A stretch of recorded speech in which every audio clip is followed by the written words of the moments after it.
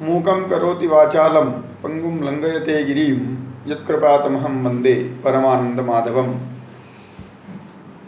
वन्दे काशीं विश्वनाथं छिन्नमस्तां च देवतां कालीं कृपामयीं नौमि जगन्नाथं पुनः पुनः। सर्वेभ्योऽपि नमो नमः।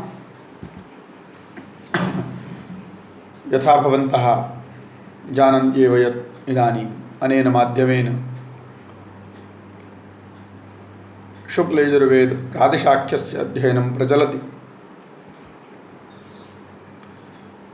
तस्मिन्नेवाध्ययने क्रमे वयं ग्रन्थस्यास्य प्रथमाध्यायस्य प्रारम्भतः चतुष्पञ्चाशत्तमानां सूत्राणाम् अध्ययनं कृतम्। इदानीम् अग्रे अद्य अध्ययनं भविष्यति। भवतु नाम ग्रन्थे अवलोकयामः वयम्। अत्र पञ्चपञ्चाशत्तमं सूत्रमस्ति अमात्रस्वरो ह्रस्वः। अमात्रस्वरः इत्युक्ते अकारमात्रस्वरः। अकारमात्रस्य उच्चारणे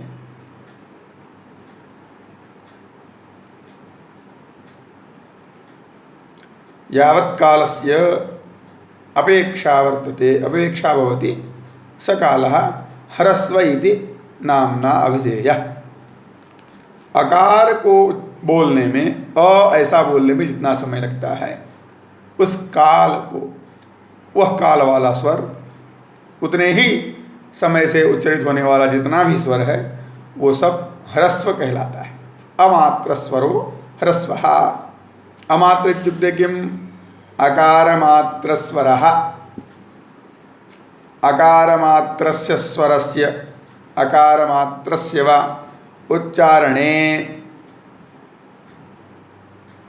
यत्कालमपेक्षितं, यः कालः अपेक्षितः, स एव कालः यदि अन्येषां स्वराणाम्, अन्येषां येषां स्वराणाम् उच्चारणे स एव कालः पुनः भवति, स ह्रस्व इति नाम्ना ज्ञायते। अकार ऐसा ये स्वर है, अ बोलने में जितना समय लगा उतना ही समय अ के बाद जिन जिन स्वरों को बोलने में लगेगा वो सारे स्वर, वो सभी स्वर ह्रस्व कहलाएंगे, ह्रस्व संज्ञक होंगे। सूत्र का ये तात्पर्य है। अमात्र स्वरो ह्रस्व।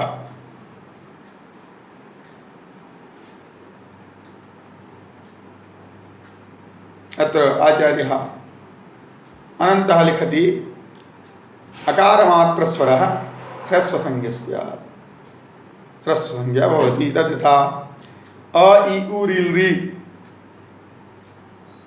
एते सर्वेपि ह्रस्ववर्णाः। यतो हि अकारमात्रे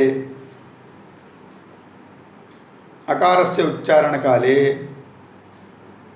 यः कालः जायते, यः कालः गच्छति, स एव कालः पुनः इ उ ऋ ऋ एतेषाम् अपि उच्चारणकाले गच्छति। अतएव एते सर्वे ह्रस्ववर्णाः। अग्रिमं सूत्रमस्ति मात्रा च। तथा ये ह्रस्ववर्णाः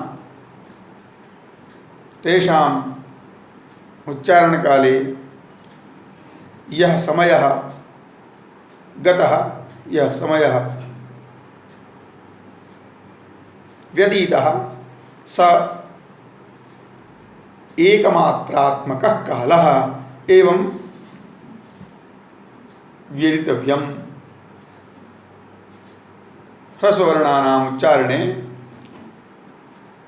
यः कालः गच्छति स कालः मात्रात्मकः कालः इति। पूर्व सूत्र में जो बताया अ बोलने में जितना समय लग रहा है उतने ही समय से जो जो वर्ण उच्चारित होते हैं वो सब ह्रस्व संज्ञक होते हैं। पुनः यहाँ बताते हैं कि और उस ह्रस्व का एक मात्रा कहलाता है। ह्रस्व जो है एक मात्रात्मक होता है। इस सूत्र से यही तात्पर्य। शिक्षादि ग्रंथों में भी लिखा है एक मात्रो भवेद ह्रस्वो द्विमात्रो दीर्घ उच्यते त्रिमात्रस्तु प्लुतो ज्ञेयो व्यंजनम चार्धमात्रकम एवं शिक्षादि ग्रंथेषु प्रतिपादितम्। याज्ञवल्क्य शिक्षायामपि अस्ति पाणिनीय शिक्षायामपि अस्ति एकमात्रो भवेद ह्रस्वः द्विमात्रो दीर्घ उच्यते। तथैव अत्रापि लिखितं मात्रा च ह्रस्वः एकमात्रात्मकः भवति। एवं अग्रे अग्रिमं सूत्रमस्ति द्विस्तावान् दीर्घः। द्विस्तावान् इत्युक्ते तावान एव द्वि, वही समय दो बार लगने से उसको दीर्घ कहेंगे। वही समय दुगुना हो जाने से ह्रस्व को बोलने में जितना समय लगा उसका द्विगुणित समय द्विमात्रिक कहलाता है। अभी हमने जो श्लोक आपको बताया शिक्षा में उल्लिखित एकमात्रो भवेद ह्रस्वो, उसमें भी अगले पद में यही है। अगले पाद में द्विमात्रो दीर्घ उच्यते। कात्यायन भी यहाँ यही लिखते हैं द्विस्तावान दीर्घ। एक मात्रात्मक काल ह्रस्व होता है और वही ह्रस्व में जितना समय लगा उतना द्विगुणित हो जाने से वह दीर्घ हो जाता है, द्विमात्रिक होकर के दीर्घ हो जाता है। दो मात्रा वाले को दीर्घ कहते हैं। ह्रस्वात् द्विगुणोच्चारण काल स्वर दीर्घ संज्ञ स्यात् एवं अस्माभिः विदितव्यम्। अनन्तरमस्ति प्लुतस्त्री। तस्यैव त्रिगुणितकरणे प्लुतमात्रा अर्थात त्रिमात्रोच्चारण कालः ह्रस्वः त्रिमात्रोच्चारण कालः प्लुतसंज्ञकः भवति। एवं त्रिमात्रोच्चारण कालस्वरः प्लुतसंज्ञः एवं अ इति ह्रस्वः आ इति दीर्घः आ इति प्लुतः।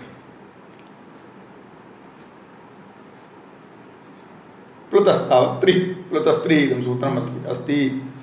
ह्रस्वस्य त्रिगुणितं कालं प्लुतसंज्ञकं स्यात्। एवं ह्रस्व के उच्चारण में इतना समय लगा उससे 3 गुणा करने पर जो समय अपेक्षित होगा वह प्लुत का समय होगा, उसको प्लुत इस तरह से कहेंगे। अग्रिम सूत्रमस्ति व्यंजनम अर्धमात्रा। शिक्षायामपि उल्लिखितं व्यंजनम चार्धमात्रिकम्। व्यंजनस्य अर्धमात्रा भवति। ह्रस्वस्यापि अर्ध एकमात्रायापि अर्धकालः। ह्रस्वस्य उच्चारणकाले ह्रस्वस्य उच्चारणकालस्य अर्धकालः एवं ह्रस्व के उच्चारण में जो समय लगा उसका आधा समय व्यंजन का अर्धमात्रात्मक व्यंजन कहलाता है। व्यंजनम कादि तद अर्धमात्र संज्ञम। एवं अग्रिम सूत्रमस्ति तदर्धम अणु अर्धस्य मात्रात्मकस्य पुनः अर्धकालः। अर्धमात्रा का भी जो आधा है उसको अणु कहेंगे। तद अर्धम इत्युक्ते वह जो आधी मात्रा है व्यंजन की उस आधी मात्रा का भी आधा, एक मात्रा का चौथाई, तो उस एक मात्रा के चौथाई भाग वाले काल को अणु कहेंगे, उसकी संज्ञा अणु। व्यंजनम तदर्थम अणु, इसके लिए सूत्र है। आचार्य कात्यायन ने सूत्र लिखा तदर्थम अणु। व्यंजनस्य अर्धम अणु इति अवबोध्यम। व्यंजन आधा मात्रा और उसका भी आधा करने से उसको अणु कहते हैं। पुनश्च किम सूत्रमस्ति परमाण्वर्धाणु मात्रा। वो जो अणु की मात्रा है उसका भी आधा करने से परमाणु व्यंजन स्वयं अर्धमात्रक होता है, उस अर्धमात्रक व्यंजन का भी आधा करने से अणु कहलाता है, उस अणु का भी आधा व्यंजन का चौथाई भाग। इस प्रकार एक मात्रात्मक का चौथाई भाग अणु कहलाया, और उस व्यंजन का चौथाई भाग मतलब अणु का भी आधा परमाणु, आधी अणु मात्रा परमाणु कहलाती है। अर्धाणु मात्रा परमाणु संज्ञा एवं। अग्रिमं सूत्रमस्ति स्थाने।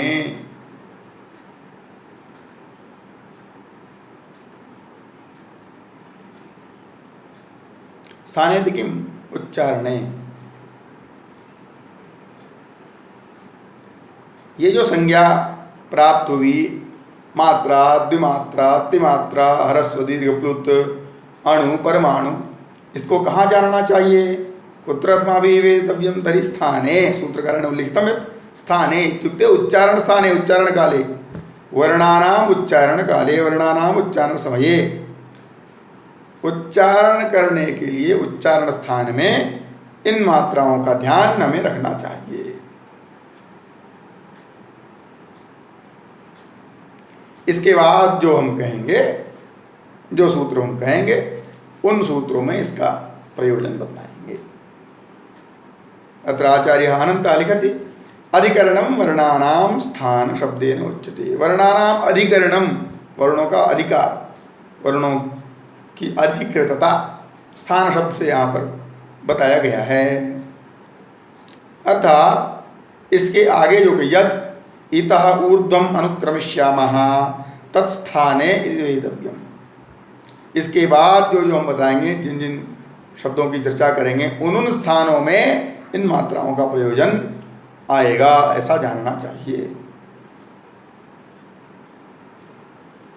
अग्रिम सूत्रमस्ति ह्रस्वग्रहणे दीर्घप्लुतौ प्रतीयात्।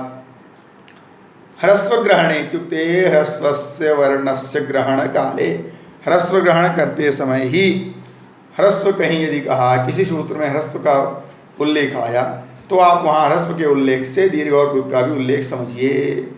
दीर्घ प्लुतौ प्रतीयात्, ह्रस्व कहने से दीर्घ और प्लुत को भी जानना, ऐसा सूत्रकार का मत है। कहीं यदि संकेत स्वरूप ह्रस्व का उल्लेख आता है ग्रंथ में, तो वहाँ पर यदि संकेतात्मक रूप से आता है तो निश्चित उसके आगे पीछे कोई ना कोई शब्द होगा। तो ऐसी स्थिति में आप न केवल ह्रस्व अपितु ह्रस्व दीर्घ प्लुत इन तीनों का ग्रहण करना।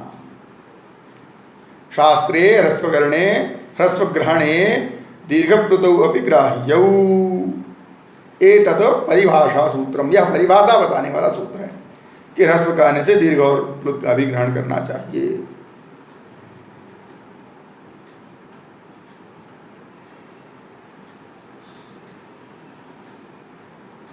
अग्रिमं सूत्रमस्ति यथा अस्मिन् सूत्रे निगदितं यत् ह्रस्वग्रहणे दीर्घप्लुतौ प्रतीयात्, तथैव अग्रिमं सूत्रमस्ति प्रथमग्रहणे वर्गम्। प्रथम इत्युक्ते वर्गाणां प्रथमाक्षरस्य ग्रहणं, प्रथमग्रहणे इति वर्गाणां प्रथमाक्षरस्य ग्रहणं, वर्गम वेदितव्यम्। प्रत्येक वर्गों का यदि प्रथम अक्षर का कहीं ग्रहण किया है तो आप उस प्रथम अक्षर से पूरे वर्ग का ग्रहण करिए अर्थ में। ये भी परिभाषा सूत्र है। वर्गस्य प्रथमाक्षर ग्रहणे संपूर्णो वर्ग प्रत्येतव्यः। आगे अध्ययन क्रम में यदि कहीं किसी सूत्र में संकेत रूप से कु लिख दिया, चू लिख दिया, तो वहाँ कु इत्युक्ते क ख ग घ पंचवर्णाः, चू इत्युक्ते च छ य य इति पंचवर्णाः। संपूर्णस्य वर्गस्य ज्ञानं तस्मिन् स्थाने करणीयम्। प्रथम अक्षर के ग्रहण से संपूर्ण वर्ग का ग्रहण करना चाहिए। आज के लिए इतना ही। धन्यवाद। आप सभी इस व्याख्यान को समझें और पाठ को लगाएं। धन्यवाद। पुनश्च नमो नमः।